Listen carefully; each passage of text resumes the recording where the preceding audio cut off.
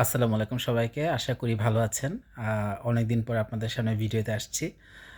তো এই এই পেজে অনেকে আমাকে চেনেন যারা আমার সাথে আগে কাজ করেছেন। তো যারা চেনেন না, আমি সায়েদ শাওন। আমি কারেন্টলি কানাডা টরন্টোতে আছি। তো যেহেতু আপনাদের আমার টাইমলাইন ডিফারেন্ট, বাংলাদেশ আর কানাডা টাইমলাইন ডিফারেন্ট, তো এটা ডিফিকাল্ট হয়ে যায় ইন্ডিভিজুয়াল অনেকগুলো কোয়েশ্চেন অ্যান্সার একসাথে দেওয়ার। তো এই জন্য খুব শর্ট, কোনো ফ্যান্সি ব্যাকগ্রাউন্ড না, কিছু না, খুব শর্ট টাইমের জন্য। এখন আমার এখানে অনেক রাত, কিছুক্ষণ পরে সেরি শুরু হবে। তো শর্ট টাইমের জন্য আমি নিউজিল্যান্ডে আজকে কিছু কথা বলবো। আমি যতটুকু পারি ভিডিওটা শর্ট করার চেষ্টা করব। তো স্পেশালি নিউজিল্যান্ডের কথা কেন বলা, আপনারা জানেন এখন অনেকগুলো কান্ট্রিতে অনেক ভিসা রুলস রেগুলেশন আসছে। স্পেশালি ক্যানাডাতে তারা স্টুডেন্ট ভিসার রেশিও বেশ কমিয়ে দিয়েছে। তো নিউজিল্যান্ডের কথা যদি স্পেসিফিকভাবে বলি, এখানে বেশ কিছু সুবিধা আছে। তার মধ্যে প্রথম সুবিধা হচ্ছে যারা স্পাউস নিয়ে যেতে চাচ্ছেন এবং যাদের চাইল্ড আছে, বাচ্চা নিয়ে যেতে চাচ্ছেন, তাদের জন্য নিউজিল্যান্ড একটা বেস্ট ডেস্টিনেশন হতে পারে। পাশাপাশি যাদের স্টাডি গ্যাপ হয়ে গিয়েছে মাস্টার্স প্রোগ্রামে, তাদের জন্য নিউজিল্যান্ড একটা বেস্ট ডেস্টিনেশন। দ্যাটস ওয়াই আমি আজকে নিউজিল্যান্ডে একটু কথা বলতে চাচ্ছিলাম। তো নিউজিল্যান্ডের যদি আমি প্রথম থেকে মোটামুটি শেষ পর্যন্ত ইন শর্ট একটা সামারি দিই, নিউজিল্যান্ডের প্রসেসটা কী হবে। নিউজিল্যান্ডের সবচেয়ে বড় সুবিধা হচ্ছে আপনার টিউশন ফিটা আগে পে করতে হচ্ছে না। প্রথমে আপনার নিউজিল্যান্ডের যখনই আপনি নিউজিল্যান্ডে পড়তে যাওয়ার কথা চিন্তা করবেন, এটা হতে পারে ওয়েদার আন্ডার গ্র্যাজুয়েট প্রোগ্রাম আর মাস্টার্স প্রোগ্রাম। আপনার প্রথম যেটা কাজ হচ্ছে ইউনিভার্সিটি সিলেক্ট করা, সাবজেক্ট সিলেক্ট করা। দেন আপনি যখন এটা সিলেক্ট করবেন তখন আপনি আপনার ইউনিভার্সিটিতে আপনার এলিজিবিলিটি যে রিকোয়ারমেন্টগুলো আছে, আপনার অবশ্যই আইএলটিএস থাকতে হবে। ওখানে এমওআই নিউজিল্যান্ডে সাপোর্ট করে না। আইএলটিএস না ছাড়া থাকলেও আপনার যদি টোফেল থাকে তা সেক্ষেত্রেও পসিবল, বাট আমি রিকমেন্ড করি আইএলটিএসটা। সেক্ষেত্রে ইন জেনারেল আপনার 6.5 মাস্টার্স প্রোগ্রামের জন্য কোনো কোনো ব্যান্ডে আপনার লেস দেন 6 থাকা যাবে না। আর হচ্ছে আন্ডার গ্র্যাজুয়েট প্রোগ্রামের জন্য 6 ইজ ইনাফ। আবার এখানে একটা কথা আছে, যদি আপনার এর চেয়ে কম থাকে আইএলটিএস স্কোর, সেক্ষেত্রে আপনার বিভিন্ন ফাউন্ডেশন প্রোগ্রাম আছে, সেটার মাধ্যমে আপনারা যেতে পারেন। যেটা আমি চাই না, রিকমেন্ড করি না, এটা আপনার জন্য কস্টলি হয়ে যাবে। আপনারা ট্রাই করবেন আইএলটিএস এর মাস্টার্স প্রোগ্রামের জন্য অবশ্যই যেন 6.5 থাকে ওভারঅল। আর অনেকের চেয়ে বেশি থাকে, দ্যাটস গুড। আর সেকেন্ড হচ্ছে ইউনিভার্সিটি রিকোয়ারমেন্ট মাস্টার্স প্রোগ্রামের জন্য আন্ডার গ্র্যাজুয়েট রেজাল্ট 70% থাকা উচিত নিউজিল্যান্ডের ক্ষেত্রে। তো 70% মিনস অলমোস্ট আউট অফ 4 আপনার সিজিপিএ 3 থাকতে হবে। তো এই রিকোয়ারমেন্ট আইএলটিএস এবং সিজিপিএ 3 থাকলে আপনি ইউনিভার্সিটিতে আপনার মাস্টার্স প্রোগ্রামের জন্য আপনি অ্যাপ্লাই করতে পারতেছেন। তো যখন আপনার একাডেমিক ক্ষেত্রে আপনি এলিজিবিলিটি পেয়ে যাচ্ছেন, আপনার রিকোয়ারমেন্টগুলো আপনি সাকসেসফুল হচ্ছে, তখন আপনি ইউনিভার্সিটি থেকে একটা আনকন্ডিশনাল অফার লেটার পাবেন। যদি কোনো কন্ডিশন থাকে, সাধারণত থাকে না। তো যখন আপনি আনকন্ডিশনাল অফার লেটারটা পাবেন, সেই ক্ষেত্রে আপনার ভিসার জন্য আপনার অ্যাপ্লাই করতে হবে। নিউজিল্যান্ডে আরেকটা বড় সুবিধা হচ্ছে আপনার ভিসার জন্য কোনো বায়োমেট্রিক দিতে হচ্ছে না, আপনার কোনো এম্বাসি ফেস করতে হচ্ছে না, আপনার ইন্ডিয়া যেতে হচ্ছে না, ইভেন আপনার বাংলাদেশে ভিএফএস অফিসে যেতে হচ্ছে না। সম্পূর্ণ অনলাইন প্রসেস, আপনি অনলাইনে সব কিছু পড়তে পারবেন। তো আপনার নিউজিল্যান্ডের যেই আপনার ভিসার জন্য যেই ফিটা আছে সেটা মোস্ট প্রবাবলি 430 নিউজিল্যান্ড ডলার। এই ফিটা দিয়ে আপনি অনলাইনে অ্যাপ্লাই করতে পারবেন। যদি আপনার সাথে স্পাউস থাকে, স্পাউসের জন্য আলাদা ফি অ্যাড হবে, বেবি থাকলে বেবির জন্য আলাদা ফি অ্যাড হবে। তো এইটা দিয়ে আমরা অনলাইনে অ্যাপ্লাই করতে পারবো রিয়েলমি ওয়েবসাইটের মাধ্যমে। অনলাইনে অ্যাপ্লাই করলে ওরা ইন জেনারেল আপনার 4 to 6 উইকস সময় নেবে। আরও তাড়াতাড়িও হয়, মানে ইন এ মান্থ আপনি ইন জেনারেল রেজাল্টটা পেয়ে যাবেন। তো যদি আপনার ভিসাটা আপনার যদি স্টুডেন্ট হিসেবে আপনি ইউনিভার্সিটি আপনাকে অ্যাপ্রুভ করে এবং নেক্সটে আপনি যদি খুব ভালোভাবে আপনার ব্যাঙ্ক স্টেটমেন্টটা দেখাতে পারেন, তাহলে আপনার ভিসা হওয়ার চান্সটা খুবই বেশি। বর্তমানে আপনার নিউজিল্যান্ডে visa success rate almost 80%। That means out of 10 student 8 students আপনার ভিসা পেয়ে যাচ্ছে। ভিসার ইস্যুটা খুবই ভালো, কিন্তু এক্ষেত্রে ফাইন্যান্সিয়াল স্টেটমেন্টটা খুবই important after getting admission two university. তো ফাইন্যান্সিয়াল ক্ষেত্রে আপনি যেটা বলবো সেটা হচ্ছে আপনার 6 মান্থের ব্যাঙ্ক স্টেটমেন্ট থাকলে ভালো। আর হচ্ছে যদি আপনার নিউ ব্যাংকের অ্যামাউন্টটা নিউ হয়, যেমন আপনি হয়তো 1 মান্থ আগে বা যখন আপনি প্রসেসিং শুরু করছেন তখন আপনি ব্যাংকে টাকাটা রাখছেন, যেটা আমি অবশ্যই রিকমেন্ড করি না। সেক্ষেত্রে আপনার গুড একটা ফাইন্যান্সিয়াল স্টেটমেন্ট থাকা লাগবে, মানে আপনার কোথা থেকে টাকাটা আসলে সোর্স অফ ফান্ডের একটা গুড আপনার ডেসক্রিপশন আপনার লিখতে হবে সেক্ষেত্রে। তো যেমন আপনি আপনি কোনো আপনি হয়তো কোনো ল্যান্ড সেল করেছেন বা আপনার যেই স্পন্সর সে কোনো ল্যান্ড সেল করেছে বা different kind of swords of ইনকামের আপনি ডিটেলসটা দিতে পারেন। এইটা একটা। আর ব্যাংক স্টেটমেন্টের ক্ষেত্রে আপনার মোটামুটি 45 to 50 লাখ টাকা, এটা একটা জেনারেল সব কান্ট্রির জন্যই জেনারেল একটা থামস আপ রুল বলা যায়। আর যদি স্পাউস অ্যাপ্লাই করেন, স্পাউসের কথাটা আমি এখানে প্রথমে হয়তো আরেকটু গুরুত্ব দিয়ে বলা উচিত ছিল। বর্তমানে অনেক কান্ট্রি, যেটা ইউকেতে আগে পসিবল ছিল অনেক ইজিলি, ক্যানাডাতেও করা যেত কিছু কিছু ক্ষেত্রে, বাট বর্তমানে আসলে স্পাউস অ্যাপ্লাই করাটা খুবই টাফ ও বেশ অনেক দেশই। সেই ক্ষেত্রে নিউজিল্যান্ড আপনার জন্য একটা খুব খুব একটা কী বলবো এটাকে, গুড একটা অপশন হতে পারে আপনার জন্য। ইভেন নট স্পাউস, আপনি এখানে আপনার বেবি শো অ্যাপ্লাই করতে পারছেন। এবং আরেকটা মজার ব্যাপার হচ্ছে, আপনার যদি বাচ্চা থাকে যারা স্কুল গোয়িং বেবি, তারা নিউজিল্যান্ডে গেলে কিন্তু আপনার ডোমেস্টিক টিউশন ফি দিতে হবে, যেটা I think domestic tuition fee yearly 100 to 150 New Zealand dollar, that means only 10,000 বিডিটির মতো পড়ে আপনার ইকুইভ্যালেন্ট। তো এরকম একটা টিউশন ফি দিয়ে আপনার বাচ্চা কিন্তু নিউজিল্যান্ডে পড়াশোনা করতে পারবে। এটা একটা খুব ভালো একটা অপশন। তো নিউজিল্যান্ডে আপনি ভিসাতে আপনার ওয়াইফ এবং বাচ্চা থাকলে বাচ্চা সহ অ্যাপ্লাই করতে পারছেন। আরেকটা খুবই ইম্পর্টেন্ট নিউজিল্যান্ডের ফ্যাসিলিটিস হচ্ছে আপনার স্টুডেন্ট গ্যাপ।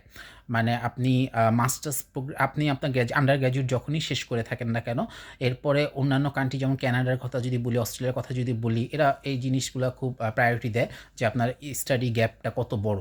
নিউজিল্যান্ডের ক্ষেত্রে এটা কিন্তু খুবই ইজি। আপনার এজ যদি 40 প্লাসও হয়, 45ও হয়, আপনি যদি একটি স্টাডি গ্যাপের একটা গুড রিজন দেখাতে পারেন যে না আপনি একটা ভালো প্রতিষ্ঠানে জব করেছেন, আপনি এটার এই রিলেটেড প্রফেশনে ছিলেন, আপনারও কিন্তু ইউনিভার্সিটিগুলো আপনাকে অ্যাপ্রুভ করবে। তো এইটা নিউজিল্যান্ডের ক্ষেত্রে খুবই ভালো সুবিধা। আপনার স্টাডি গ্যাপ নিয়ে যে যাদের একটু প্রবলেম আছে, তারা নিউজিল্যান্ডের ক্ষেত্রে এই প্রবলেমটা আপনারা মানে এই রিকোয়ারমেন্টটা আপনারা ইজিলি আপনারা সলভ করতে পারেন, স্টাডি গ্যাপের যে ব্যাপারটা। তো এই আপনি যখন ব্যাংক স্টেটমেন্ট দেখাচ্ছেন, ব্যাংক স্টেটমেন্টের ক্ষেত্রে কিছু ব্যাপার থাকে, কারণ সবাই আসলে 50 লাখ টাকা ফেলে রাখে না। এটা সবাইকে, এটা 1% মানুষের পক্ষে সম্ভব না বাংলাদেশের প্রেক্ষাপটে ফেলে রাখা। সেক্ষেত্রে কিছু ব্যাপার থাকে, সেটা আমরা পরবর্তীতে বিস্তারিত আলোচনা করতে পারবো। কিন্তু আপনার হাতে কিন্তু যখনই আপনি স্টুডেন্ট ভিসার জন্য নিউজিল্যান্ডে যাওয়ার চিন্তা করবেন, সেখানে আপনার মাস্ট বি আপনার হাতে আপনার 30 লাখ টাকা ক্যাশ থাকতে হবে। যদিও আপনার অন্যান্য কান্ট্রির মতো নিউজিল্যান্ডে টিউশন ফিটা আগে পাঠাতে হয় না, ভিসা অ্যাপ্রুভ হওয়ার পরে পাঠাতে হয়। তো আমি যে সিকোয়েন্সে ছিলাম, আমরা যখনই এম্বাসিতে ভিসার জন্য অ্যাপ্লাই করলাম, এম্বাসি যদি আপনাকে ভিসা অ্যাপ্রুভ করে, যেটা চান্স খুব ভালো থাকবে যদি আপনার ব্যাংক স্টেটমেন্টটা গুড থাকে এবং ইউনিভার্সিটি থেকে আপনার অফার লেটার চলে আসে। তো এম্বাসি যখন আপনাকে অ্যাপ্রুভ করবে, তখন এম্বাসি আপনার ইউনিভার্সিটিতে আপনার টিউশন ফিটা পাঠিয়ে দিতে হবে, এবং সেটা অবশ্যই 1 ইয়ারের টিউশন ফি। ইউনিভার্সিটি থেকে আপনি একটা অ্যাকনোলেজমেন্ট পেপার পাবেন। ওইটা পাওয়ার পরে আপনার ইউনিভার্সিটি অ্যাকনোলেজমেন্ট পেপার, ভিসা কিন্তু এক্ষেত্রেও আপনার ইমেলের মাধ্যমে ভিসা আসতেছে, সম্পূর্ণ ভিসা। তো এই ভিসাটা সহ এবং আপনি ইউনিভার্সিটি টিউশন ফির পেমেন্ট রিসিপ্ট সহ আপনি ফ্লাই করতে পারবেন নিউজিল্যান্ডে, এবং পরবর্তীতে আপনার বায়োমেট্রিক আদার্স থিংস যেগুলো আছে সেগুলো আপনার সম্পূর্ণ নিউজিল্যান্ডে যে হবে। আর যদি আপনি কাজের কথা বলেন, নিউজিল্যান্ডে আপনার ওয়াইল স্টাডিং, আপনি যখন পড়াশোনা করবেন তখন আপনার সেমিস্টারের সময় আপনার 20 আওয়ার্স পার উইক আপনার কাজ করার অপরচুনিটি থাকবে, এবং সেমিস্টার ব্রেকের ক্ষেত্রে আপনার এটা মোটামুটি 40 আওয়ার্স প্লাস, মানে ফুল টাইম আপনি কাজ করতে পারবেন সেমিস্টার ব্রেকের ক্ষেত্রে। এরপর একটা প্রশ্ন থাকে সবার যে নিউজিল্যান্ডে পিআর ফ্যাসিলিটিস কীরকম। এইটাও আপনি যদি বলেন, ইউকে, ক্যানাডা তো ডেফিনেটলি বেস্ট ছিল সবসময়ের জন্যেই, এখনও ক্যানাডা বেস্ট অনেক ক্ষেত্রেই, বাট অনেক হার্ড করে ফেলেছে, অনেক রুলস রেগুলেশন চলে এসেছে। বাট নিউজিল্যান্ডের ক্ষেত্রে still it's very easy to get PR. Like আপনার ওরা পয়েন্ট বেস সিস্টেম, এগুলো আপনারা সব ইনফরমেশন একটু ঘাটাঘাটি করলে পেয়ে যাবেন। আমি খুব শর্ট মানে টাচ করে যাচ্ছি ব্যাপারগুলো। এটা মোস্টলি 6 পয়েন্ট লাগে আপনার পিআরের জন্য। তো 6 পয়েন্টটা কীভাবে আসে, আপনি যখন মাস্টার্স প্রোগ্রামটা শেষ করবেন, মাস্টার্স নিয়ে বলতেছি, আন্ডার গ্র্যাজুয়েটের ক্ষেত্রে অলমোস্ট সিমিলার রুলস। আপনি যখন মাস্টার্স প্রোগ্রামটা শেষ করবেন, আপনি 3 ইয়ার্সের পিএসডাব্লিউ পাবেন, পোস্ট স্টাডি ওয়ার্ক পারমিট।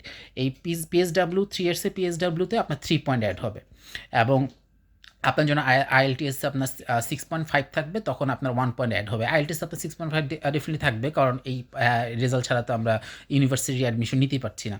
তো হয়ে গেল তো 4, এবং আপনি যখন পিএসডাব্লিউ পিরিয়ডে আপনার পোস্ট স্টাডি ওয়ার্ক পারমিট পিরিয়ডে আপনি যদি কোনো জব ম্যানেজ করেন এবং 3 ইয়ার্স সময় পাচ্ছেন, এর মাঝখানে যারা ওখানে মাস্টার্স প্রোগ্রাম শেষ করবে তারা অবশ্যই এটা খুবই ইজি, এই অ্যামাউন্টে একটা জব পেয়ে যাবে। সেটা হচ্ছে around 56,000 New Zealand dollar in a year. আপনার যদি স্যালারি হয় তাহলে আপনি এখানে পয়েন্ট পেয়ে যাচ্ছেন, 1 পয়েন্ট পেয়ে যাচ্ছেন। তো এইভাবে 3 1 এখানে 1 অর 2 আমার একটু সার্চ দিয়ে দেখতে হবে মোটামুটি। তো এইভাবে খুব ইজিলি আপনার 6 পয়েন্ট চলে আসবে। 6 পয়েন্ট চলে আসবে। 6 পয়েন্ট যখনই আপনার আসবে, মানে মোস্টলি হচ্ছে আপনার প্রথম 2টা তো এলিজিবিলিটি, আপনার মাস্টার্স শেষ করলে আপনি 3 পয়েন্ট পাচ্ছেন, আইএলটিএস করলেই 1 পয়েন্ট পাচ্ছেন। এখন হচ্ছে তার মেইন ব্যাপারটা থাকবে হচ্ছে, তো সরি আমার একটা ফোন এসেছিল। তো এখন আপনার মেইন ব্যাপারটা থাকবে হচ্ছে ওই জবটা ম্যানেজ করা। তো এটার জন্য আপনি 3 ইয়ার্স সময় পাচ্ছেন, ডেফিনেটলি আপনি এই জবটা পেয়ে যাবেন। মানে জবটাতে পাচ্ছেনই, আপনার ওই রেঞ্জের স্যালারি হতে হবে যেটা yearly 56,000 New Zealand dollar. That means আপনার এইভাবে আপনি পিআরের জন্য এলিজিবল হয়ে যাচ্ছেন। তারপর আপনি পিআরের অ্যাপ্লাই করবেন, তারপর আপনার ডে বাই ডে সিটিজেনের অ্যাপ্লাই, বিস্তারিত আপনারা অনলাইনে একটু ঘাটাঘাটি করলে আপনারা বিস্তারিত পেয়ে যাবেন। আমি আগেই বলেছি, আমি যত পারছি শর্ট করতে চেষ্টা করছি, বাট তারপরেও অনেক বড় ভিডিও হয়ে যাচ্ছে। এই হচ্ছে প্রসেস।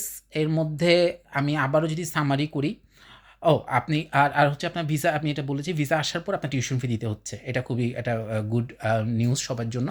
এবং নিউজিল্যান্ডে এভারেজ টিউশন ফিটা আপনি বাংলাদেশি টাকা যদি আমরা ধরি, হয়তো 20, এটা আসলে বলা পসিবল না, এটা ইউনিভার্সিটির উপর, সাবজেক্টের উপর ডিপেন্ড করে। তা আপনার মাস্টার্স প্রোগ্রামে হয়তো 20 থেকে 30 হাজার, 20 to 30,000 নিউজিল্যান্ড ডলার আপনি অন এভারেজ ধরতে হবে। যেটা আমি যদি আরেকটু বেশি হয়, মানে আপনি 20 থেকে 25 লাখসের মধ্যে ডেফিনেটলি থাকবে। আরও এটা কমও থাকতে পারে যদি আপনি ইউনিভার্সিটি সিলেক্ট না করে আপনি কলেজ সিলেক্ট করেন, আর একটু কম থাকবে। আর ইউনিভার্সিটি সিলেক্ট করলে আপনার আপ টু 30 লাখসের মতো হতে পারে। আমি আবারও বলছি, এটা সম্পূর্ণ ডিপেন্ড করে প্রোগ্রামের উপরে, ইউনিভার্সিটির উপরে। এটা এক্স্যাক্টলি এই মুহূর্তে বলা সম্ভব না। তো আমাদের সাথে যদি আপনি চাইলে নিজে সব কিছু প্রসেস করতে পারেন। আমাদের সাথে যদি কাজ করতে চান তাহলে আমাদের প্রসিজারগুলো এরকমই হবে। আপনি আপনার সকল একাডেমিক রিকোয়ারমেন্টগুলো আমাদেরকে, ডকুমেন্টসগুলো আমাদেরকে সাবমিট করবেন। আমরা আপনার জন্য ইউনিভার্সিটি সিলেক্ট করব, সাবজেক্ট সিলেক্ট করব। ডেফিনেটলি আপনার যেই রিলেটেড প্রিভিয়াস পড়াশোনা ছিল সেটার সাথে মিল রেখে, কারণ আমাদের মেইন গোল থাকবে ভিসা পাওয়া এবং তার আগে ইউনিভার্সিটি থেকে অফার লেটারটা পাওয়া। এটার জন্য যা করার আমরা করব।